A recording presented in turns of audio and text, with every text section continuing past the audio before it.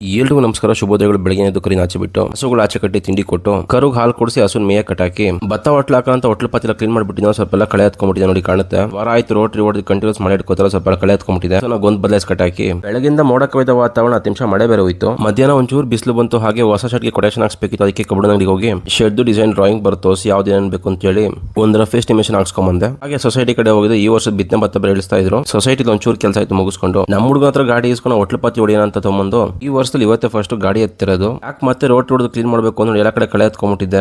ಹಾಕಿದಾಗ ಮತ್ತೆ ಕಳೆ ಹತ್ಕೊಂಡ್ಬಿಡುತ್ತೆ ಮಧ್ಯೆ ಎಲ್ಲ. ಇವಾಗ ಇನ್ನೊಂದು ರೋಟ್ರಿ ಹೊಡ್ರೆ ನೀಟಾಗಿ ಹುಲ್ಲೆಲ್ಲ ಕತ್ತರಿಸೋಗಿ ಒಣಗುತ್ತೆ. 1-2 ದಿನ ಬಿಸಿಲಕ್ಕಾದ್ಮೇಲೆ ಆರಾಮಾಗಿ ಹೊಟ್ಲಾಕೋಬಹುದು. ಇವಾಗ ಇದು ಕಂಪ್ಲೀಟ್ ರೋಟ್ರಿ ಹೊಡೆದ ಈ ತರ ಕಾಣುತ್ತೆ ನೋಡಿ, ಅಡ್ಡ ಉದ್ದ 2 ಸತಿ ಹೊಡೆದಿರೋದು. 1-2 ದಿನ ಚೆನ್ನಾಗಿ ಬಿಸಿಲು ಕಾಯಿಲಿ, ಮಳೆ ಬರ್ದ್ರೆ ಸಾಕು. ಈ ಹುಲ್ಲಿರೋ ಪಾತ್ರೆ ಮುಂದೆ ನೋಡ್ತೀರಾ ಯಾವ ತರ ರೆಡಿ ಮಾಡಿ ಕ್ಲೀನ್ ಮಾಡೋದು ಅಂತ. ಈಗ ಒಂದು ಸ್ಯಾಂಪಲ್ ತೋರಿಸ್ತೀನಿ ಯಾವ ತರ ಅಂತ ನೋಡಿ. ಎಷ್ಟೇ ಹುಲ್ಲಿದ್ರು ಹದ ಇದ್ದಾಗ ನೀಟಾಗಿ ರೋಟ್ರಿ ಹೊಡ್ಬಿಟ್ಟು ಈ ತರ ಎಲ್ಲ ಕತ್ತರಿಸೋಗುತ್ತೆ. ರೋಟ್ರಿ ಹೊಡೆದು ಸಂಜೆ ಎಲ್ಲ ಕೆಲಸ ಮುಗಿಸಿ ಬಿತ್ತನೆ ಮತ್ತೆ ತರ ಅಂತ ಕೊಪ್ಪಕ್ಕೆ ಬಂದಿದೆ ನೋಡಿ. ಇವಾಗ ತಿನ್ನೋ ಪದಾರ್ಥ ಎಲ್ಲ ಹೈಬ್ರಿಡ್ ಆಗಿದೆ, ಅದಕ್ಕೆ ಮನುಷ್ಯರು ಹಾಗೆ ಆಗಿರೋದು. ಇವತ್ತಿನ ಕೆಲಸ ಇಷ್ಟೇ.